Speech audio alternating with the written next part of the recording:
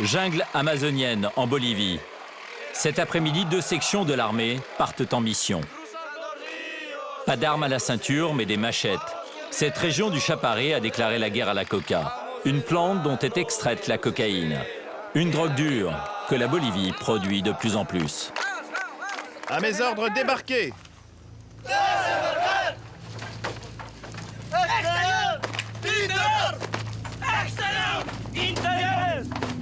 Les plantations de coca sont cachées dans la forêt, à l'écart des routes et des regards. Le gouvernement bolivien a chargé ses jeunes militaires d'aller les éradiquer. Mais surprise, quand ils trouvent un premier champ à détruire, il n'y a plus une seule feuille de coca sur les branches des arbustes. Et apparemment, c'est souvent le cas. Dès que les cultivateurs apprennent notre venue dans le coin, ils récoltent toutes les feuilles. Ils savent que nous allons tout détruire. Alors ils en profitent au maximum. Il y a visiblement des fuites sur la mission des militaires. Pourtant, le chef de section ne se démonte pas. Le message à faire passer aux journalistes est bien rodé. Soldats, nous sommes ici pour accomplir la mission de notre gouvernement suprême. Éradiquer les champs de coca illégaux dans ce secteur pour en finir avec le trafic de drogue dans notre pays.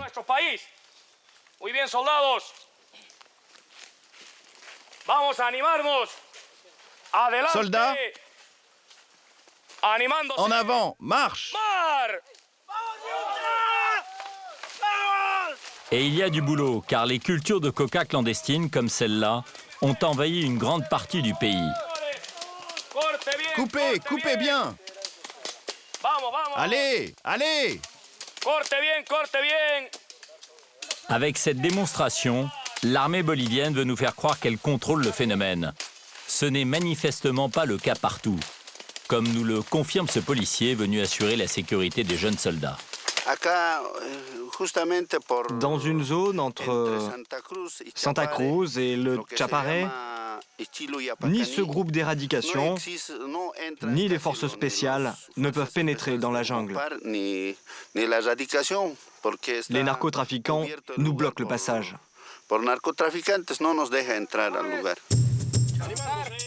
Nous venons en fait d'assister à une opération de propagande destinée aux médias étrangers.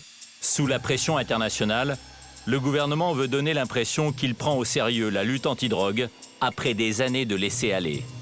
En déplacement ce jour-là dans le Chaparré, le président Evo Morales, lui-même ancien cultivateur de coca, n'a pas voulu répondre à nos questions.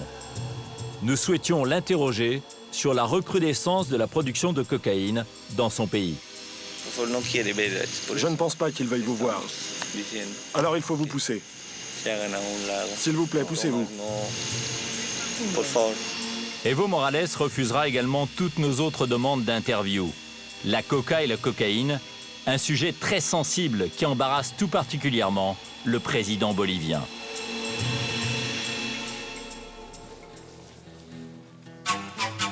La Bolivie, des paysages légendaires, cordillère des Andes, lac Titicaca, Altiplano. Un pays situé au cœur de l'Amérique du Sud, grand comme 2 fois la France et peuplé de seulement 10 millions d'habitants. Evo Morales est à la tête de la Bolivie depuis 2006. Et s'il s'est fait connaître dans son pays, c'est précisément grâce à ses prises de position en faveur de la coca. Je veux démontrer au monde entier que la coca n'est pas de la cocaïne et que ce n'est pas un poison pour l'homme. Et pendant une conférence internationale contre le trafic de drogue à Vienne, Evo Morales n'hésite pas à brandir une feuille de coca, symbole de la culture andine. Car la coca est une plante traditionnelle dans les Andes. Comme stimulant, coupe-faim ou pour lutter contre le mal de l'attitude, elle est mastiquée quotidiennement. Depuis des millénaires, elle sert aussi d'offrande à la Pachamama, la déesse terre. Aujourd'hui, cette plante sacrée fait vivre 1 habitant sur 6 en Bolivie. Mais en 1961, l'ONU l'inscrit sur la liste noire des produits stupéfiants, car la consommation de cocaïne explose dans le monde, surtout dans les années 80. la petite feuille de coca devient le nouvel or vert pour les paysans des Andes. Et comme il faut beaucoup de feuilles pour extraire quelques grammes de cocaïne, les plantations de coca se répandent dans tout le pays. Aujourd'hui, la Bolivie est devenue un des plus gros producteurs de cocaïne au monde. Un Eldorado pour les trafiquants de drogue étrangers comme Jean, un Français qui sort tout juste d'une prison bolivienne.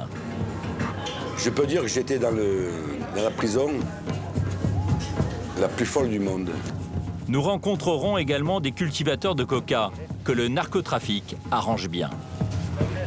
Plus ils font de business, plus ça nous convient. Nous accompagnerons dans la jungle les forces spéciales de la lutte antidrogue qui se sentent parfois démunies face à l'explosion des cultures de coca.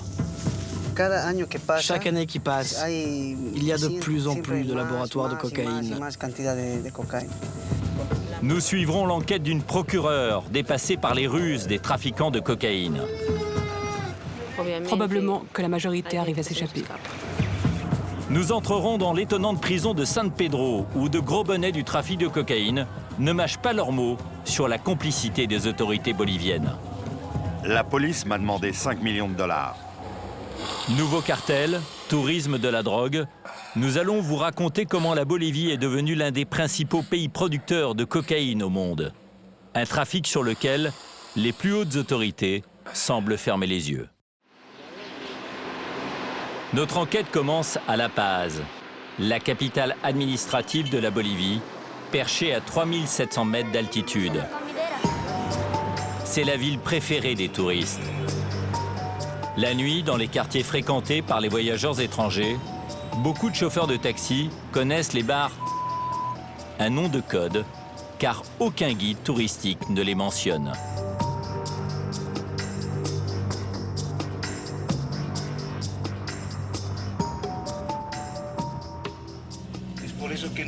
Ce sont des établissements illégaux.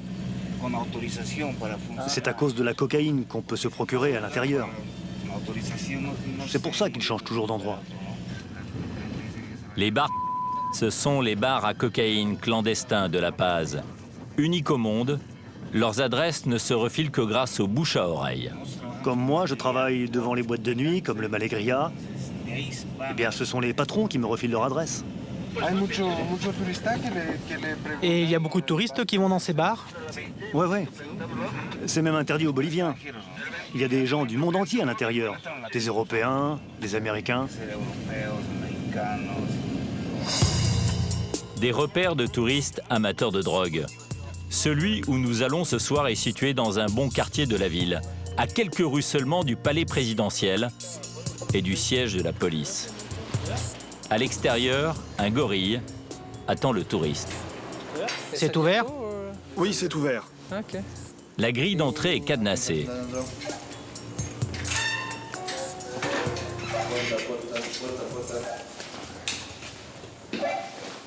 L'entrée, c'est 1 € par personne.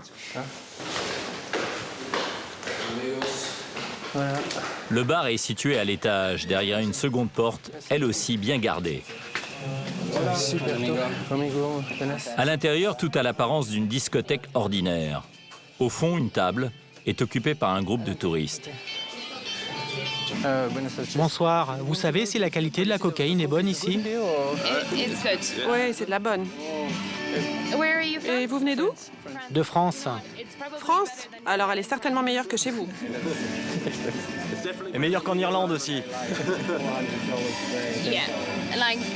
De toute façon, pour ce qu'elle coûte ici, lâchez-vous. Nous sommes à peine assis que le serveur nous interpelle. 1 gramme de cocaïne? C'est combien un gramme? 1 gramme, c'est 15 €. Combien? 15.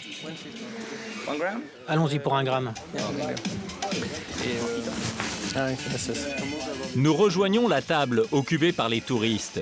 Une Américaine, un Irlandais, un Néo-Zélandais et un Australien, tous venus profiter de la cocaïne bolivienne à bas prix. Inconcevable en France, ici personne ne se cache. L'ambiance est détendue, comme si l'on était dans un bar normal.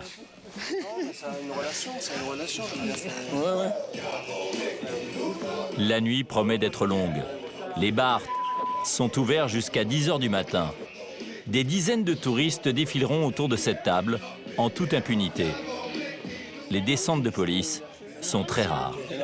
Santé in French. What do you say in New Zealand? Cheers. Cheers.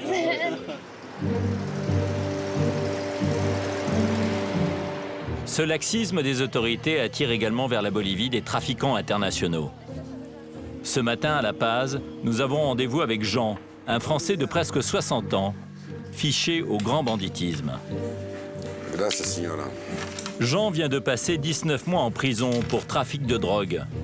L'homme entame sa première journée au grand air. Ça fait du bien la liberté. C'est mon premier déjeuner en liberté. C'était pour le petit-déj en prison. Ah, t'y es fou, toi. Y'a rien, rien. Faut que tu te démerdes tout seul. Le café, le meilleur, c'est de prendre te chauffer de l'eau et te faire ton petit café.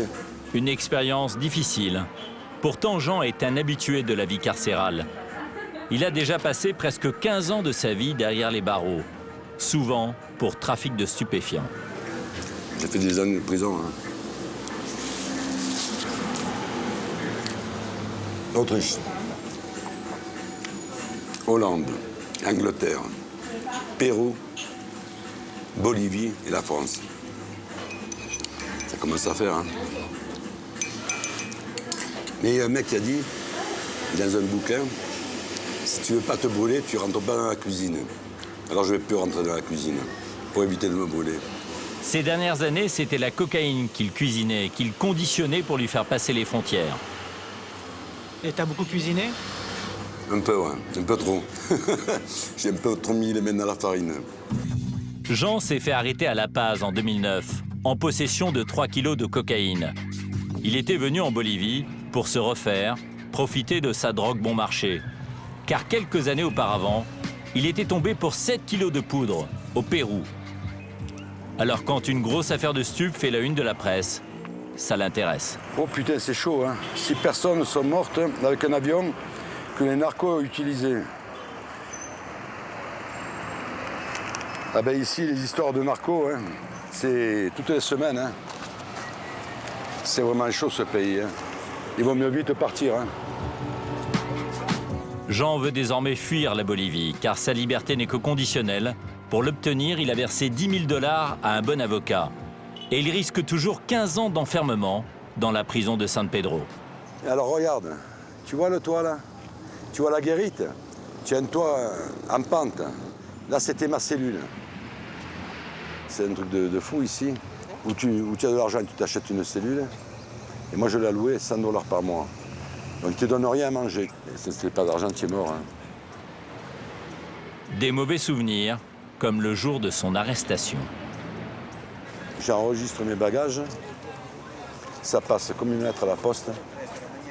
Mon vol, La Paz Santa Cruz, c'était à 7h30.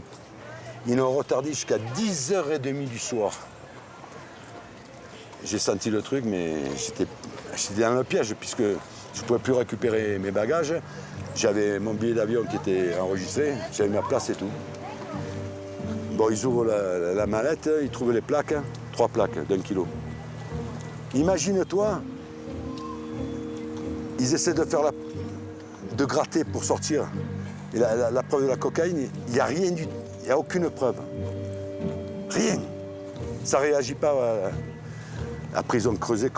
Et à un moment donné, ça a viré au bleu. Bonsoir. Un test chimique qui vire au bleu, c'est la preuve que Jean transportait bien de la cocaïne. Mais en Bolivie, les étrangers ne restent pas longtemps en prison. Car avec quelques milliers de dollars, il est possible d'acheter sa liberté conditionnelle. Ne reste alors plus qu'à fuir le pays avant le procès.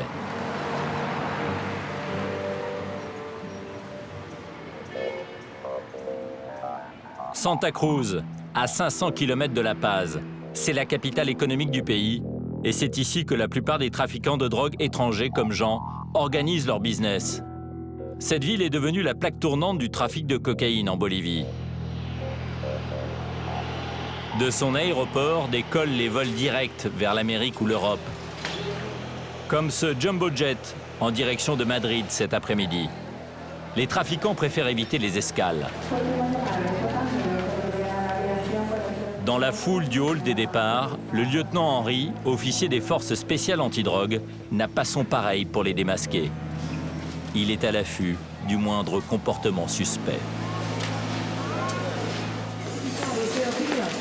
Et ça ne tarde pas. Qu'est-ce qui se passe? En bas, il y a un passager. Suspect.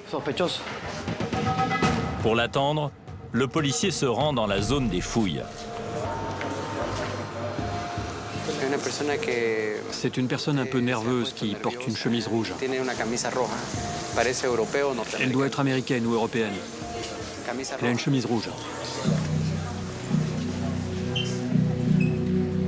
Sur ce vol direct pour Madrid, tous les passagers sont contrôlés et fouillés minutieusement, un par un. Une dizaine de policiers antidrogue est mobilisée. Car l'Espagne, c'est la destination préférée des trafiquants. Une porte d'entrée de la drogue en Europe. Au bout de quelques minutes, un homme en chemise rouge se présente.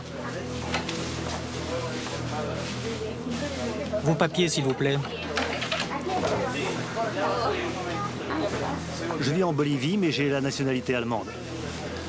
Où vivez-vous en Bolivie? Ici à Santa Cruz. L'homme semble nerveux. Il ne quitte pas des yeux son bagage. Au toucher, le fond de la valise semble douteux. Les policiers antidrogue sont sur leur garde. L'inspecteur décide de percer le fond. Bingo, de la poudre blanche qui a l'odeur de la cocaïne. Monsieur? C'est quelqu'un qui me l'a donné en bas. Qui?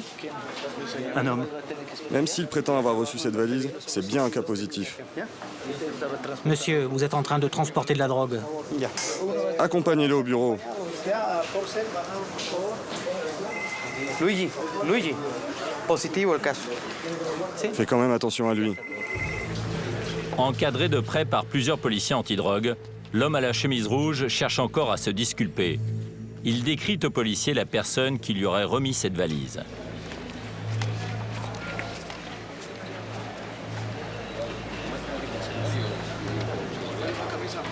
C'est quelqu'un qui porte une chemise jaune et un pantalon foncé.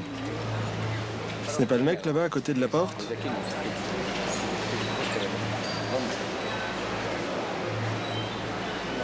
Non, non. Non, ce n'est pas lui. Il portait un jean plus foncé que le mien, presque noir. Mais les policiers ne trouveront aucune trace de cette personne dans l'aéroport. Le lieutenant Henry décide alors de commencer l'interrogatoire. Comme vous savez, les délits de trafic de drogue sont punis par la loi. Vous saviez que vous transportez de la drogue? Non, un monsieur m'a seulement demandé d'apporter la valise à un homme en Espagne. Combien vous a-t-il payé? 5 000 $. Il devait me payer à mon retour. Le lieutenant Henry connaît la chanson. Il doute de l'existence de cette personne qui pourrait pourtant innocenter le suspect. Sans attendre, il décide de procéder au contrôle approfondi du bagage. La valise est bien garnie. Les policiers ressortent 5 paquets. Vous êtes dans une situation très délicate. Vous avez été pris en flagrant délit. Maintenant, en ce qui concerne la valise, on va pratiquer le test de vérité pour voir si ce que vous transportez est effectivement de la drogue. Pour pouvoir mettre l'homme en garde à vue, les policiers doivent être sûrs à 100% que la marchandise transportée est bien de la cocaïne. Regardez, monsieur. Si le test devient bleu turquoise, c'est de la cocaïne.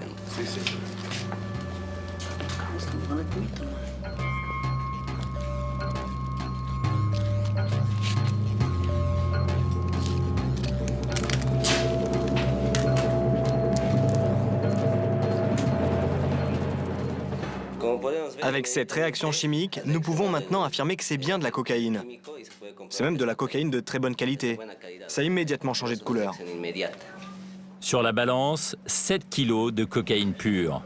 Le lieutenant Henry est lui-même surpris par la quantité.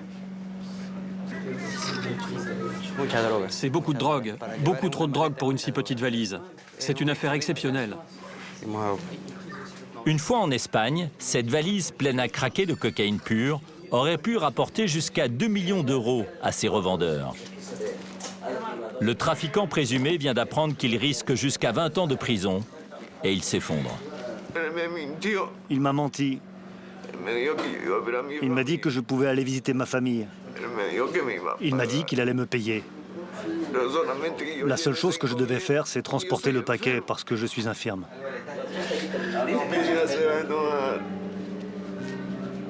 Ma famille va m'en vouloir. Ma fille va être très fâchée contre moi.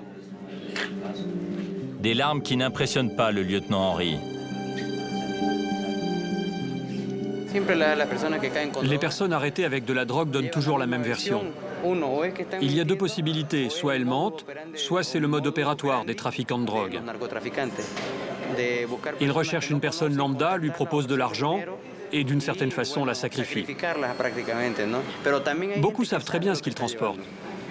Ils savent très bien et ils nous mentent. Chaque semaine, à l'aéroport international de Santa Cruz, 1 ou 2 narcotrafiquants comme celui-ci sont arrêtés. Mais tous les passeurs ne se font pas prendre. L'ONU estime que plus de 80% de la cocaïne produite en Bolivie est exportée hors du pays. Jusqu'à quel point les autorités boliviennes sont-elles complices? Le pays peut-il basculer vers un scénario à la mexicaine, avec des seigneurs de la drogue tout-puissants? Pour le savoir, nous sommes d'abord partis à la rencontre des cultivateurs de coca. Rodrigo travaille au ministère chargé de la lutte antidrogue. Il a accepté de nous conduire dans les Yungas, une région du pays où la coca a envahi le paysage. Dans le coin, on ne peut pas dire aux gens « vous avez telle surface autorisée ». C'est illimité. Le producteur peut cultiver autant qu'il veut. C'est une zone traditionnelle et ancestrale. Depuis toujours, depuis les Incas, on cultive la coca ici. Sauf qu'aujourd'hui, il y aurait en Bolivie 3 fois plus de surface cultivée que les 12 000 hectares autorisés par la loi pour les usages traditionnels comme la mastication ou les offrandes. Les ancêtres ont bon dos. Les cocaleros plantent à tour de bras. Mais ils ne veulent pas que cela se sache. Ils craignent les campagnes d'éradication. Les gens ici ont toujours eu peur d'être filmés. Ils ont peur que les étrangers avertissent les Américains et qu'après ils viennent détruire, éradiquer leurs plantations de coca. Qu'est-ce que nous risquons en venant ici? À moi, ils peuvent me voler ma voiture. Et vous, ils peuvent même vous enlever, jusqu'à ce que les plus hautes autorités viennent vous libérer. Emmener des journalistes constater cette expansion peut être dangereux. Mais Rodrigo espère bien nous montrer un autre visage des cocaleros et de la coca. Il nous conduit chez les seuls producteurs en qui il a entièrement confiance, son père et sa mère. Sa famille vit de la feuille de coca depuis plusieurs générations.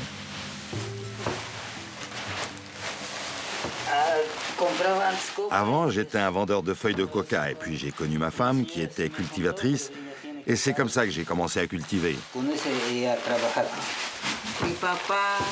Moi, ma mère et mon père sont nés ici et tous les deux étaient des cultivateurs de coca. Alors, on a continué le métier et puis on a aussi acheté des terrains.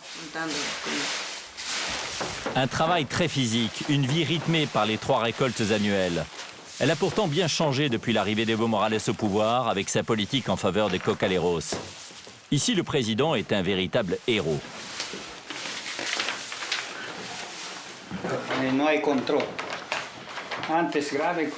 Maintenant, il n'y a plus tous ces contrôles. Du temps du président Garcia, on était persécutés, considérés comme des bandits. On ne pouvait même pas cultiver un tout petit peu de coca. Ils nous contrôlaient, ils nous recherchaient, ils nous mettaient en prison. C'était toujours la même chose.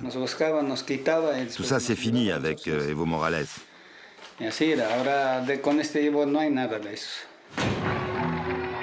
Une répression féroce qui déclenche un soulèvement des cocaleros au début des années 80. À leur tête, un producteur de coca, Evo Morales en personne. À l'époque, sous la pression de la communauté internationale, les cultures sont détruites à grande échelle. Washington finance largement ses campagnes d'éradication et de destruction. L'administration américaine prête ses hélicoptères et ses avions. Routes bloquées, affrontements avec les forces de l'ordre, la guerre de la coca va durer des années et provoquer la mort de dizaines de paysans. Alors, quand il arrive au pouvoir en 2006, Evo Morales, premier Amérindien à accéder à la présidence en Bolivie, met immédiatement fin aux violences à l'égard des producteurs de coca. Et pour se sentir totalement libre, en 2008, il expulse de son pays les agents de la DEA. Il accuse en effet l'administration américaine antidrogue de double jeu. Les agents américains de la DEA font de l'espionnage politique. Désormais, la voie est libre pour les planteurs de coca comme Don Choque. Et à 70 ans, le vieil homme a même décidé d'étendre ses cultures, puisque le nouveau président le protège. Tout ça, c'est de la coca que je viens de planter. C'est une nouvelle plantation qui date de janvier dernier. Dans 2 ans, ça sera la première récolte et je pourrai récupérer ce que j'ai investi. Pour l'instant, il n'y a encore rien. Don Choque possède aujourd'hui un joli petit domaine. J'ai un champ ici,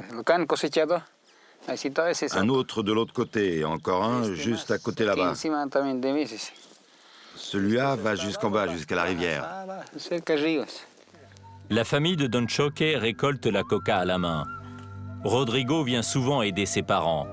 Un travail pénible que la mastication de la feuille de coca aide à supporter. Ça nous donne de la force, ça nous motive. Grâce à elle, on n'a pas de coup de mou. On en mâche tous les jours. Oui, on en mâche tous les jours. Une première fois le matin, une deuxième fois après le déjeuner, et la chic du matin nous fait de l'effet jusqu'à midi. La coca a une feuille aux nombreuses vertus.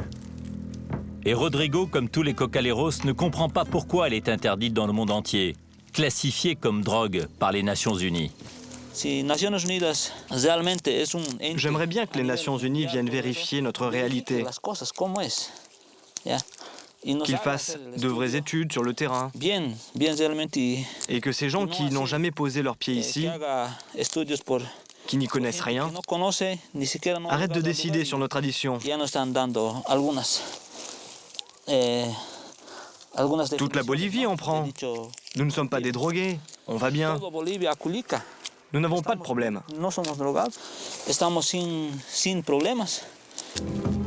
Officiellement, la coca cultivée dans cette région est consommée traditionnellement. Difficile pour Rodrigo d'évoquer une autre réalité, le détournement de sacs de feuilles vers les laboratoires de cocaïne. C'est son père, au travail dans le champ d'à côté, loin des oreilles de son fils, qui accepte de nous la raconter.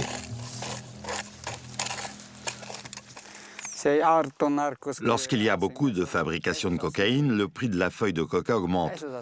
Il peut même grimper très rapidement. Quand les trafiquants ont des grosses commandes de cocaïne, leurs acheteurs sur le marché de la coca à la passe achètent tout, sans même discuter les prix. Donc, si j'ai bien compris, ça arrange les cultivateurs de coca quand les narcotrafiquants achètent beaucoup. Oui, bien sûr, on est très content. Plus ils font du business, plus ça nous convient.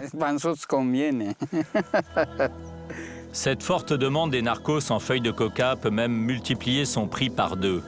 C'est elle qui pousse les cocaleros à planter toujours plus. Pour autant, ils ne font pas fortune. Don Choque gagne entre 200 et 400 euros par mois. Juste de quoi vivre. Pour vendre ses récoltes, le vieil homme doit se rendre 1 ou 2 fois par semaine à La Paz, avec ce bus de nuit.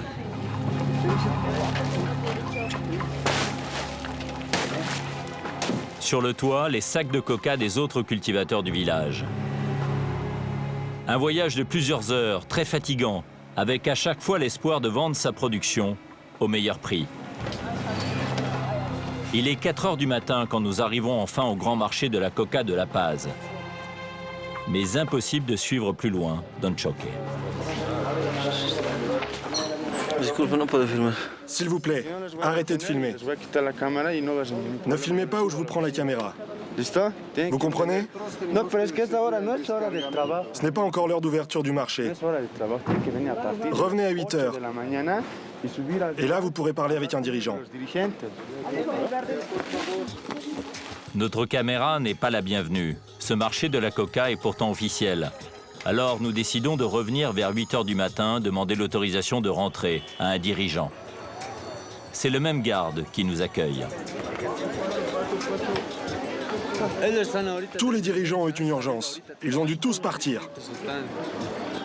Étrange. Mais selon nos informations, la police ne rentre pas ici. Le marché Adep Coca, c'est cette grande bâtisse de 4 étages, remplie de milliers de sacs de coca en provenance de tout le pays. À l'intérieur, une foule d'acheteurs. Si une partie de ces feuilles est bien revendue sur les marchés pour être mastiquée, une autre serait écoulée tout à fait illégalement auprès des trafiquants de cocaïne.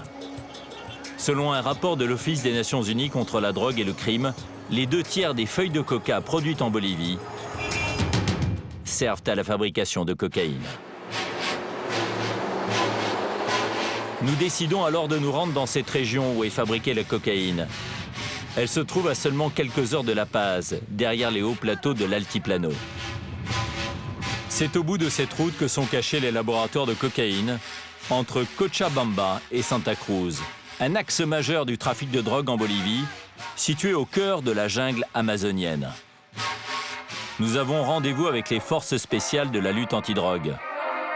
Mais surprise, pour surveiller cette région sensible, ils ne sont que quelques dizaines d'hommes. «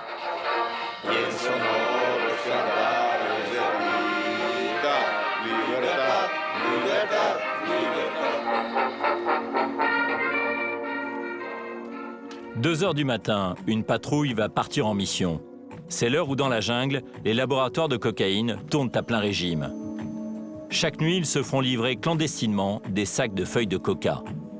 Cette patrouille est chargée d'empêcher les livraisons et de saisir un maximum de sacs de coca comme ceci. Le sous-lieutenant Tania est le chef de groupe. Nous partons avec elle. Section, vous pouvez embarquer dans les véhicules.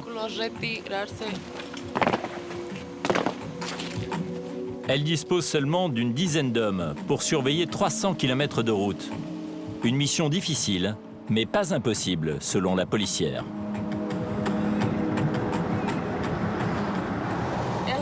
C'est la seule route qui va de Cochabamba à Santa Cruz. Tous les trafiquants doivent forcément passer par là.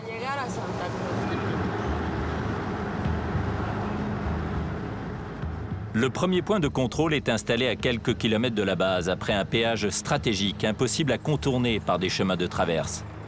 Le premier chargement de feuilles de coca ne tarde pas à arriver.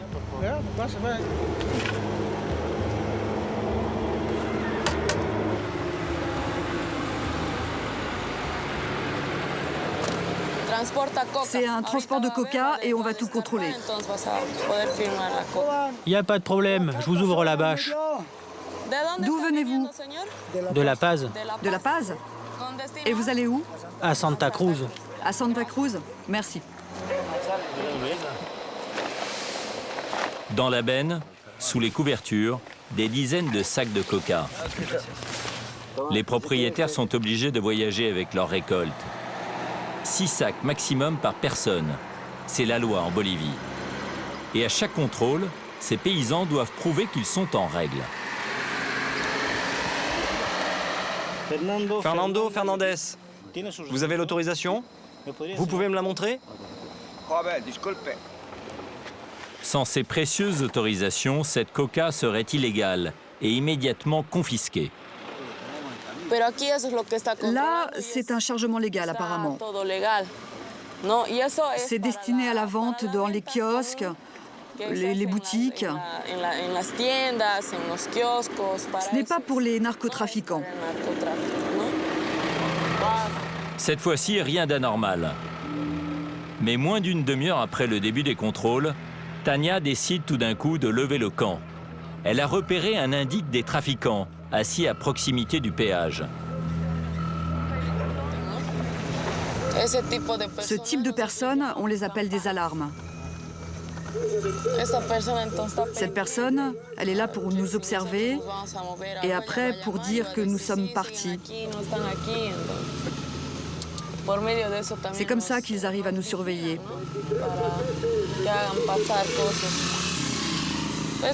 Après, cette dame va faire passer de la coca illégale. La patrouille de Tania décide alors de tendre une embuscade aux trafiquants. Elle s'installe un peu plus loin, dans l'obscurité, loin des habitations.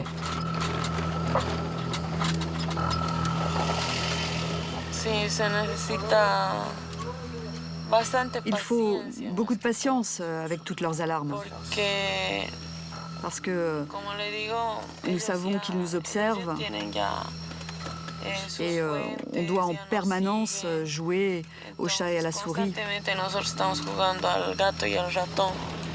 Sur la route, ces hommes positionnent le point de contrôle.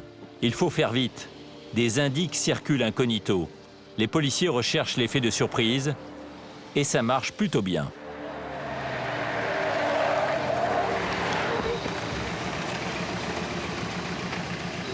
Pourquoi vous n'êtes pas arrêté?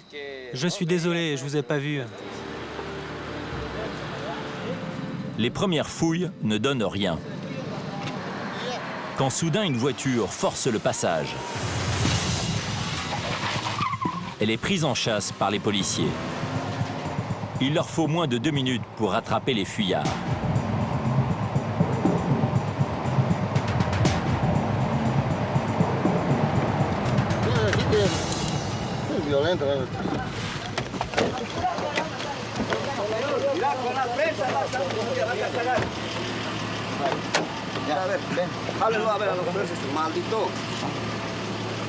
Oh, bande de maudits, doucement, il y a une femme là, il y a une femme. Allez, monte dans la voiture. Hé, faut arracher le téléphone portable de la dame. Ça va être pire si tu ouvres pas. Allez, descends, descends. La voiture est pleine de sacs de coca.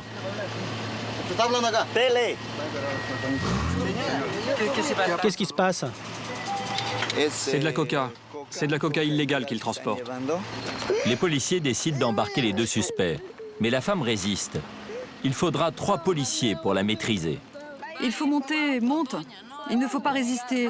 On vous emmène sur la base. Tu vas te faire mal. Ne résiste pas. Qu'est-ce qu'il y a, madame? Il faut vous calmer.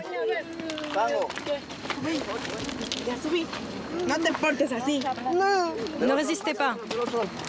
Eh, lâchez-moi, je veux pas y aller. Il faut vous reprendre, madame. Faites ce que je vous dis. Faut se calmer. Calmez-vous. S'il vous plaît, je dois vous passer les menottes.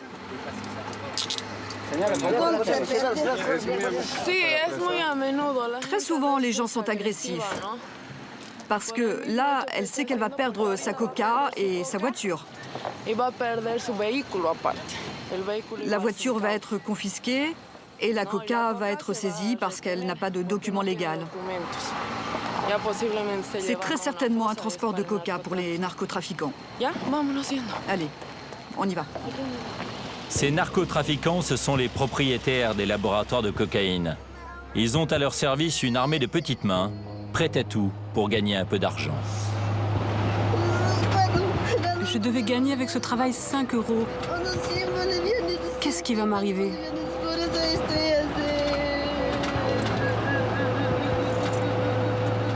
De retour à la base, les policiers antidrogue déterminent très vite que l'homme n'est pas le mari, mais un chauffeur embauché par cette femme.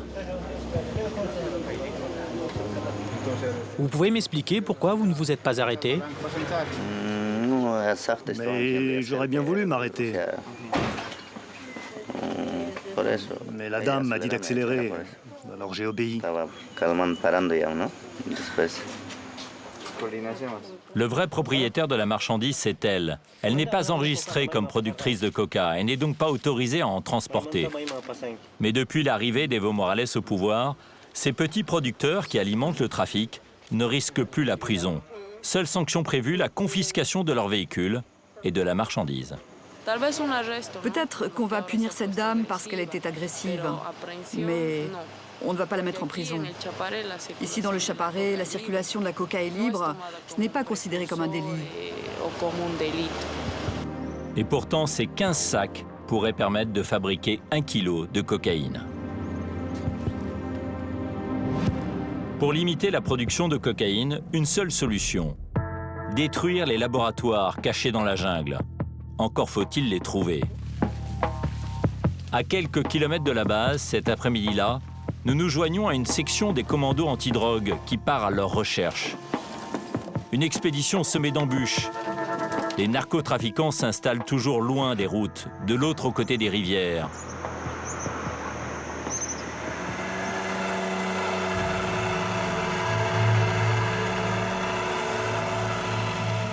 À découvert, les policiers sont sur le qui-vive. Le sergent Andia, policier antidrogue depuis 10 ans, patrouille ici régulièrement. C'est un des meilleurs pisteurs de son unité. Il sait que derrière ces kilomètres de berge se cachent des dizaines de trafiquants armés.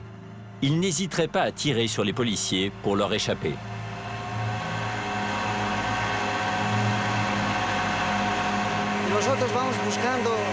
C'est mieux de passer par la rivière pour trouver des indices. Les trafiquants de drogue laissent toujours des empreintes au sol, des traces de leur passage. C'est grâce à ces indices qu'on arrive à repérer où ils sont.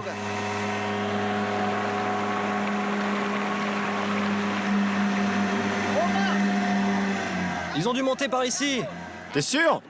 Ouais, par là, par là. Juste ici, là. Il doit y avoir un laboratoire de cocaïne qui est caché. Allez, on y va, on y va. Une percée dans la jungle, c'est un début d'indice.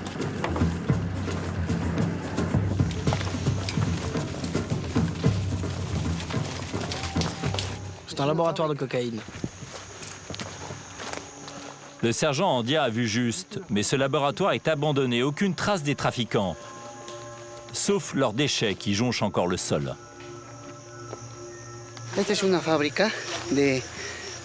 C'était un laboratoire de cocaïne. Voilà les sacs. Les sacs qui ont servi à transporter la coca.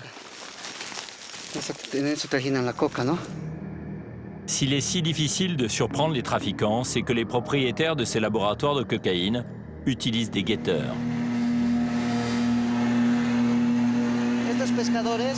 Regardez là-bas. Ce sont des pêcheurs. Ils préviennent souvent les trafiquants qu'on arrive avec leur téléphone portable. Un travail qui peut rapporter bien plus que la vente de poissons. Une autre patrouille des commandos antidrogue vient à la rencontre du sergent Andia. Elle a reçu des informations.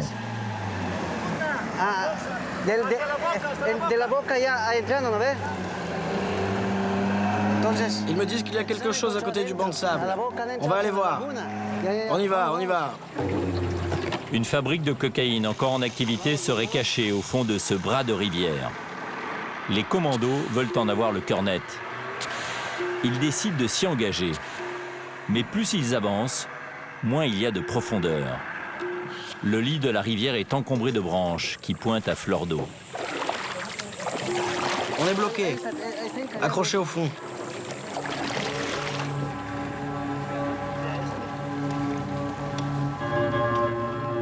Après une heure de progression très difficile, enfin les premiers indices. Des bidons en plastique qui servent à transporter l'essence nécessaire à la fabrication de la cocaïne. Le sergent Andia décide de débarquer. Dans le calme, car il sait qu'avec les guetteurs et le bruit des moteurs, les trafiquants sont déjà loin. Andia et ses hommes ont eu du flair. Regardez ce laboratoire de cocaïne. Il est récent et ils ont dû y travailler il n'y a pas très longtemps. Tout autour, un monticule de feuilles de coca déjà traitées. Et sur le site, cette fois-ci, toutes les traces d'une fuite précipitée. Un poste de radio, des vêtements qui sèchent au soleil, et même un porte-bonheur, un jouet appartenant à l'enfant d'un trafiquant. C'est la tradition. Ici, c'est le coin cuisine. Et là, leur cuisinière. Dans la gamelle, les restes du dernier repas. Et à côté, tout le nécessaire pour cuisiner. Il y a des tomates, du riz, de l'huile à friture. Ils sont vraiment organisés. Ils ont tout ce qu'il faut pour bien manger, bien boire. Une vraie petite cuisine.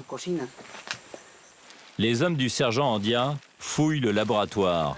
Ils savent que les trafiquants cachent toujours du matériel indispensable à l'élaboration de la cocaïne. Regardez, c'est là où ils stockent l'essence.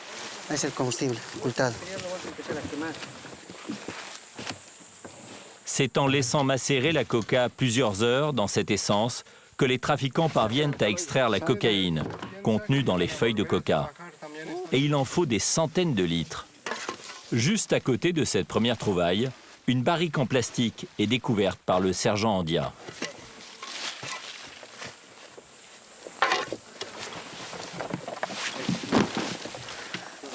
Ici, ils ont encore du matériel, de l'acide.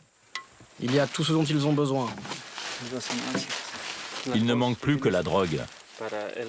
Seul reste le filtre, en tissu, qui a servi à séparer l'essence de la pâte de cocaïne. C'est les restes de cocaïne. Oui, c'est bien de la cocaïne. De la cocaïne. Et de la cocaïne, dans ce laboratoire, ils ont dû en fabriquer beaucoup. Ici, ils ont dû utiliser autour de 120 sacs de feuilles de coca, peut-être plus. Ils ont dû fabriquer environ 15 kilos. 15 kilos qu'ils vont pouvoir maintenant revendre. Une jolie quantité qui peut rapporter jusqu'à 25 000 € sur le marché local. Une fortune, presque 10 ans de salaire d'un ouvrier bolivien. Engagé depuis 10 ans dans la lutte contre la cocaïne, le sergent Andia ne se fait pas d'illusions sur l'efficacité de son combat. Chaque année qui passe, il y a de plus en plus de cocaïne. Et jour après jour, on constate aussi une augmentation des laboratoires. Faute de capturer des trafiquants, la seule solution pour limiter la production de cocaïne, c'est de détruire les laboratoires. Pour le sergent Andia, la cause principale de l'explosion du trafic en Bolivie, c'est l'absence de volonté politique, mais aussi le faible budget de la lutte antidrogue. Et cela depuis l'arrivée au pouvoir du président Evo Morales.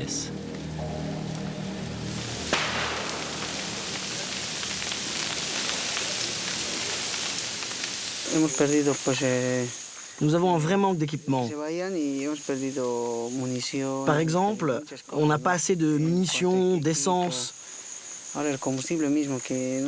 Pour les munitions, eh bien, on évite même de tirer pour les économiser. Ces opérations commando à travers la jungle étaient en grande partie financées par l'administration antidrogue américaine. Conséquence de son expulsion de Bolivie, le budget a été divisé par 3. Evo Morales n'a jamais comblé la différence. Des policiers d'élite en sous-effectif et mal équipés, une réalité que certains officiers supérieurs n'hésitent pas aujourd'hui à dénoncer. Est-ce que depuis l'arrivée d'Evo Morales au pouvoir, il a le sentiment que les narcotrafiquants sont devenus plus puissants? Les dis mi respuesta. Oui, oui, vous avez tout compris. Sí. Dans un sens. Sí. Para nosotros es peligroso. Mais pour nous, c'est dangereux de parler. Le vrai danger, c'est qu'aujourd'hui, les narcotrafiquants ont, en plus d'un pouvoir économique très fort, tout le pouvoir politique. Aujourd'hui, le trafic de drogue ne s'est pas calmé. Au contraire, il s'est intensifié. Mais ça reste entre nous, entre toi et moi. Le pouvoir serait-il impliqué dans le trafic de drogue? Pour en savoir plus, nous nous rendons à La Paz, à la prison de San Pedro, pour interroger des narcotrafiquants. Pour y entrer, nous avons payé plusieurs centaines d'euros à différents intermédiaires. Nous filmons ce jour-là clandestinement avec une caméra miniature. Une fois franchis les portes de cette prison, plus aucun gardien. C'est Walter, le chef des prisonniers, un trafiquant de drogue tombé pour 40 kilos de cocaïne, qui nous accueille et va assurer notre sécurité. Je suis l'autorité la plus importante ici. C'est moi qui suis en charge de la discipline pour éviter les disputes.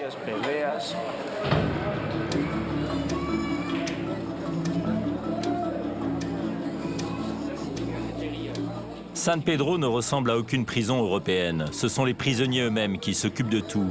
Avec ses 1700 détenus, c'est une petite ville dans la ville.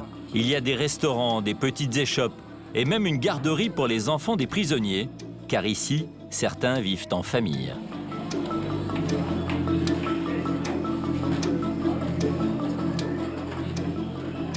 Walter habite le quartier San Martín de la prison. Et comme les autres détenus, c'est lui-même qui ferme à double tour la porte de sa chambre, pardon, de sa cellule.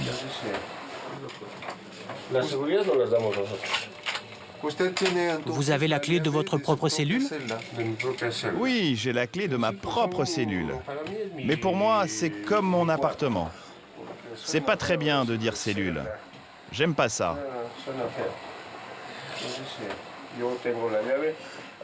Moi, j'ai ma clé.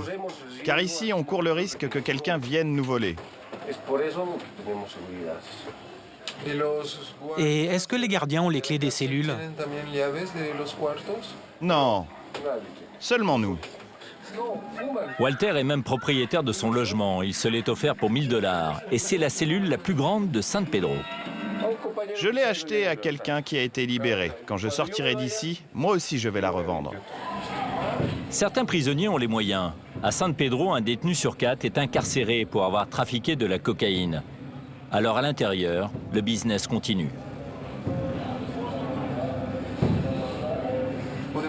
On peut acheter de la coke ici? Oui.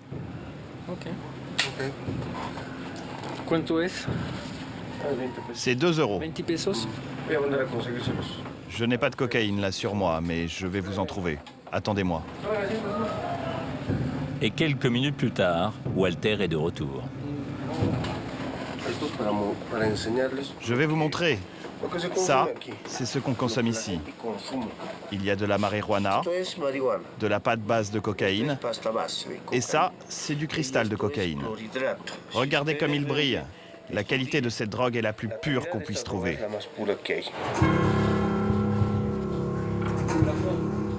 Cette qualité, c'est celle qui attire les trafiquants du monde entier et les représentants des cartels de toute l'Amérique latine. Dans une cellule voisine, au bout de ce couloir, nous avons rendez-vous avec un baron colombien de la drogue. L'homme a travaillé avec les narcotrafiquants les plus célèbres. Il s'appelle Chucho.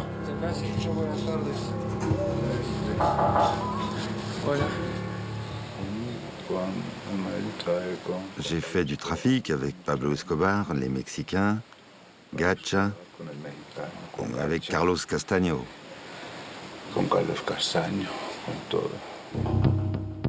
Lors de son arrestation, Chucho a fait la une des journaux.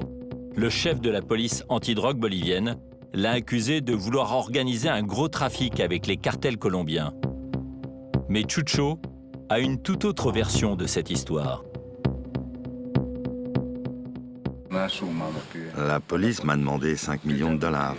Ils m'ont dit que c'était pour leurs besoins et que comme ça, ils me laisseraient travailler.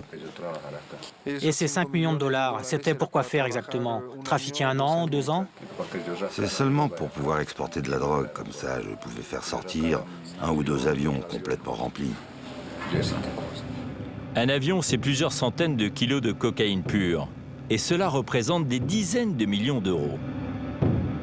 Le gouvernement est-il impliqué dans ce trafic?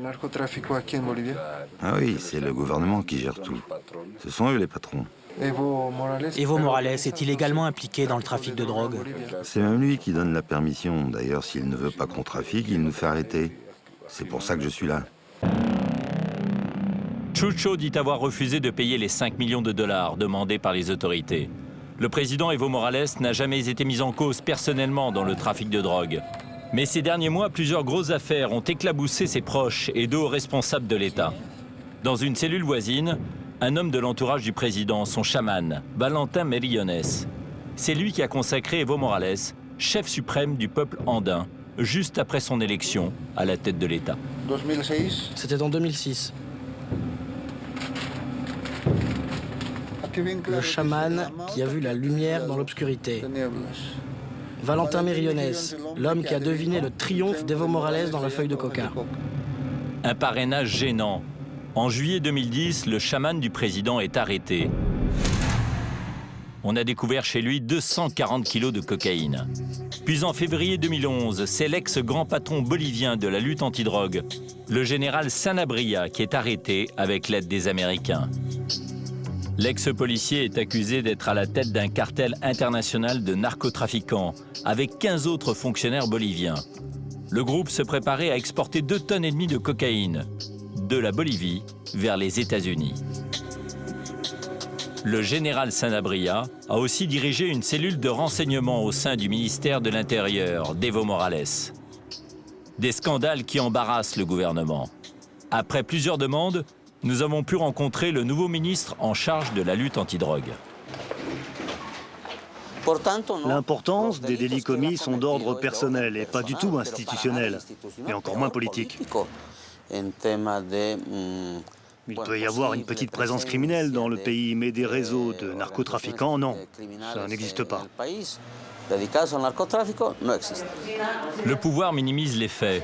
Pourtant, d'après un rapport de l'ONU, l'année dernière, plus de 100 tonnes de cocaïne produites en Bolivie ont été exportées vers les États-Unis et l'Europe.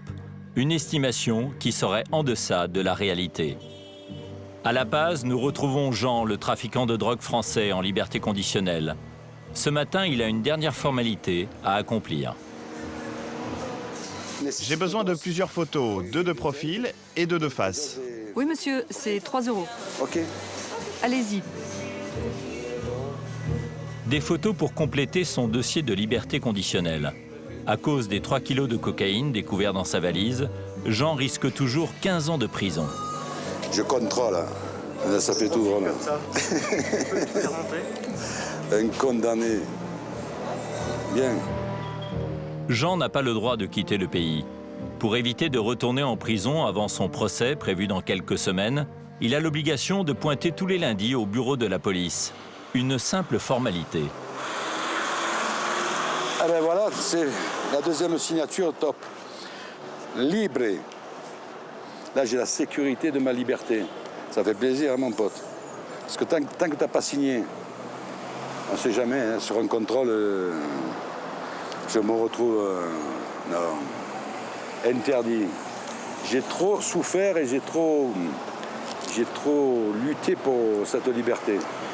Et je te lance la couleur. Hein. Je rentre plus en prison, c'est trop fatigant. Hein. À mon âge, il faut changer de métier. Mais si Jean veut échapper à sa condamnation, il va devoir fuir la Bolivie avant son procès. Alors pour mettre toutes les chances de son côté... Bonjour monsieur. Il a décidé de consulter un chaman. J'ai beaucoup de malchance ces derniers temps. Ça fait 4 ou 5 ans que j'ai des malheurs. J'ai besoin que vous me purifiez.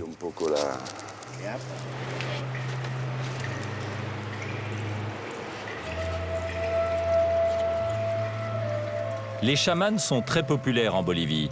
Ils auraient le pouvoir d'ôter le mauvais sort et même de le faire partir en fumée.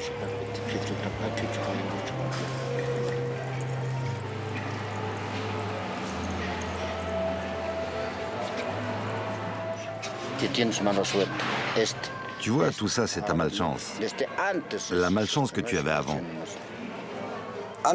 La malchance d'avant? Et dans le futur, est-ce que ça va changer? Oui, oui, tout va changer. Qu'est-ce qu'il voit dans la cendre, alors? Je sais pas, il interprète. Tiens, ça c'est une petite feuille de coca. Prends-la, elle va te porter chance. Non. C'est quoi ça? Elle me dit que c'est une plante, c'est une feuille qui me porte bonheur. La guarde. Oh putain. En tout cas, ce n'est pas gagné. Je vais enlever, tu vois, le mauvais sort que la cocaïne m'a porté. Je sais pas, il doit y avoir quelque chose, je sais pas. Et donc, comme je veux changer de vie, et je veux me charger d'énergie positive avant de partir d'ici. Jean rêve déjà de la France, mais s'enfuir de la Bolivie va s'avérer plus difficile que prévu.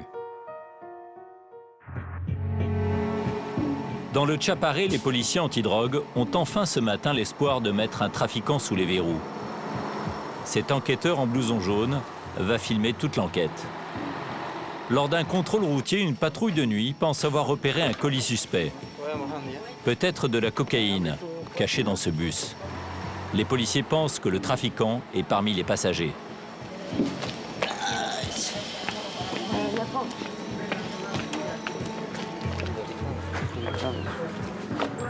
Dans les bras d'un policier, un carton qui contiendrait la drogue. À l'intérieur, une douzaine de canettes de lait concentré. C'est du travail bien fait. Faut s'appliquer pour faire ça. L'absence d'étiquette sur le carton a mis la puce à l'oreille du policier, qui décide alors de l'ouvrir. S'il y a du liquide, quand on le secoue, ça fait un certain bruit. Mais là, on sent bien qu'il y a quelque chose de solide. Après, j'ai aussi vu que l'étiquette n'était pas originale et que le fond de la boîte a été modifié, fermé différemment par rapport au dessus. J'ai enfoncé cet outil comme ça et en le ressortant, j'ai tout de suite senti une odeur, l'odeur caractéristique de la cocaïne. Mais il faut maintenant attendre le test chimique pour en être sûr. Mais avant de procéder au test, les policiers doivent attendre Madame la procureure.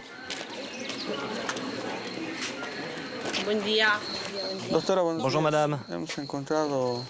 Nous avons trouvé un paquet sur le porte-bagages à l'arrière du bus. Sur le porte-bagages à l'arrière du bus. Oui, deux femmes étaient assises à côté. Il y a cette dame. Et l'autre aussi là-bas. Une des deux était vraiment très nerveuse. Une reconstitution est organisée avec les deux passagères suspectées. La femme, décrite comme nerveuse, c'est elle, ensuite à capuche bleue. Les autres voyageurs attendent à l'extérieur. J'étais d'abord assise à l'avant du bus. Vous étiez d'abord assise devant, c'est ça? Oui, juste avant qu'on arrive au contrôle. Je voulais dormir et le chauffeur m'a dit d'aller à l'arrière. Parce qu'au fond du bus, il m'a dit « Il y a un couloir, vous pouvez vous coucher ». La procureure a aussi des doutes. Elle confie l'interrogatoire à l'inspecteur Torres. C'est lui qui va mener l'enquête. La dame avec la petite fille, je ne pense pas. Mais celle qui a la peau foncée, c'est peut-être elle. Si, je t'assure. La femme au sweatshirt bleu est la principale suspecte. Elle va devoir assister à l'expertise des canettes de lait, avec les autres passagers du bus comme témoins. En présence de la procureure, l'inspecteur Torres procède à l'ouverture des canettes.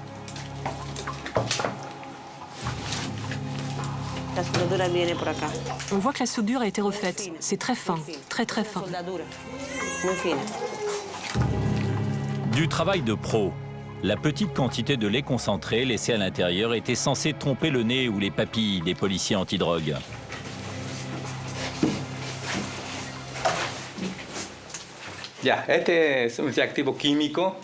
C'est un réactif chimique et vous, comme moi, vous devez regarder le test. En ce moment, la couleur est rose. Et si c'est de la drogue, la couleur va devenir bleu turquoise. Si ça ne change pas, c'est que ce n'est pas de la drogue. Vous devez en être témoin.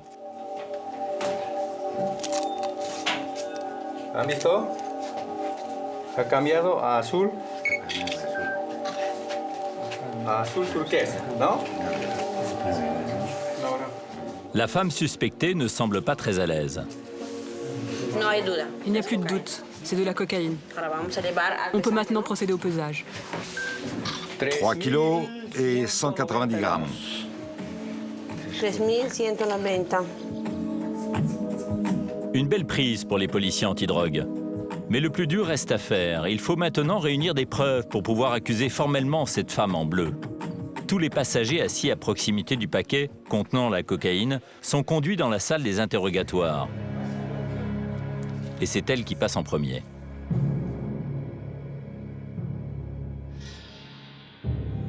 Très vite, plusieurs témoignages la disculpent. C'est en fait un homme qui transportait la cocaïne. Il serait descendu du bus pendant le contrôle.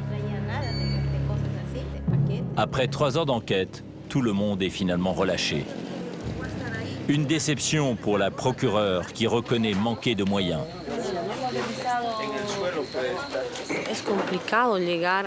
C'est très compliqué d'identifier les trafiquants. Comme vous avez pu le constater, ils trouvent des méthodes très sophistiquées pour passer la drogue. On a beaucoup de difficultés. Nous n'avons pas assez de policiers par rapport au nombre de personnes impliquées dans ce business. C'est très difficile de trouver la drogue et presque impossible d'attraper les trafiquants. Probablement que la majorité arrive à s'échapper. Un aveu d'échec. En Bolivie, passer entre les mailles du filet n'est pas un exploit. Pour contrôler cette région centrale du trafic de cocaïne, vaste comme 2 départements français, ils ne sont que quelques dizaines de policiers antidrogue. Toutes les fins de semaine, les policiers réunissent les saisies de cocaïne pour les détruire. Leur butin ce soir, 15 kilos. Une partie infime de la cocaïne produite dans cette région. La procureure est à chaque fois présente. Elle doit vérifier de ses yeux la destruction de la marchandise et éviter que certains fonctionnaires ne soient tentés d'en détourner une partie. Pour cette femme de loi, lutter avec si peu de moyens contre le trafic de cocaïne tout en autorisant la culture de la coca est un pari impossible.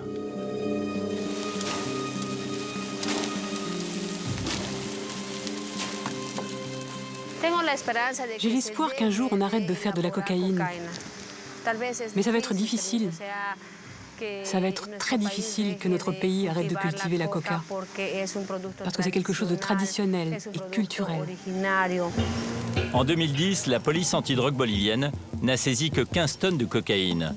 C'est bien peu au regard de ce qui est produit.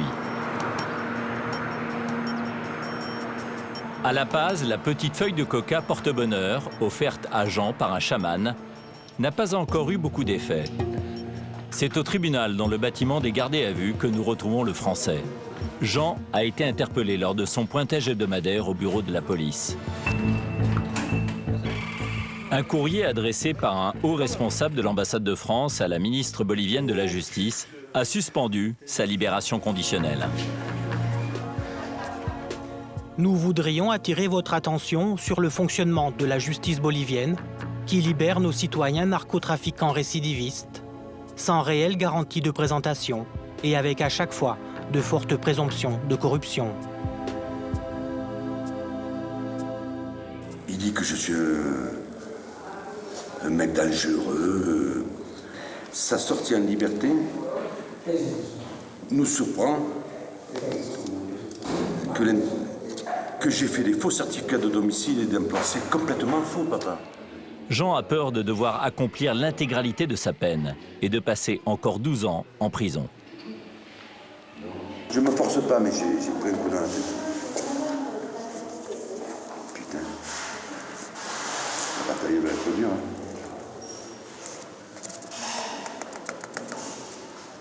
Il faut que je sois très très fort dans ma tête, et il faut qu'on m'analyse. Voilà, je suis tout seul, papa. Dernier espoir de Jean, un avocat. Aussitôt informé, il vient lui annoncer qu'il a négocié une réduction de peine, 8 ans au lieu de 12. Mais Jean n'a que quelques secondes pour accepter ou se lancer dans un bras de fer judiciaire contre l'ambassade de France qui l'accuse. Il faut que tu prennes une décision. J'ai déjà parlé avec eux. Ils m'ont dit qu'ils allaient t'aider. Sinon, ça va être encore pire. Écoute-moi, écoute-moi. Le procureur m'a dit qu'il allait t'aider, qu'on allait pouvoir t'obtenir la peine minimum. Combien d'années?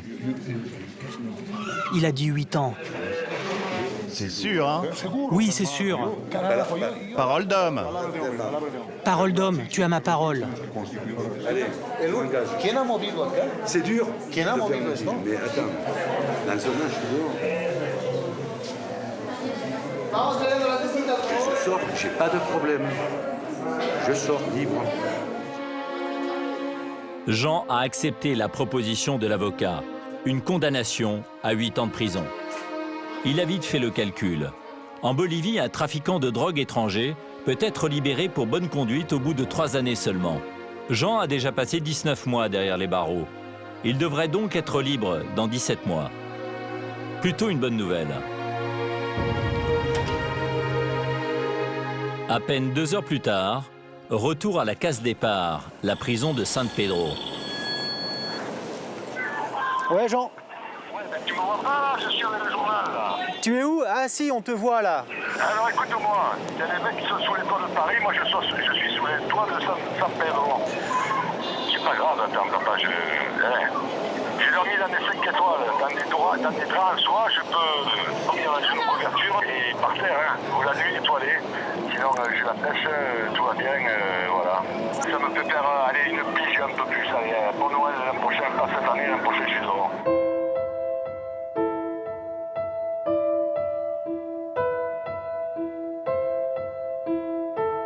Dans les mois à venir, le président Evo Morales souhaite encore renforcer son soutien aux cocaleros. De quoi assurer un bel avenir à la petite feuille de coca et à tous ceux qui en vivent, à commencer par les trafiquants.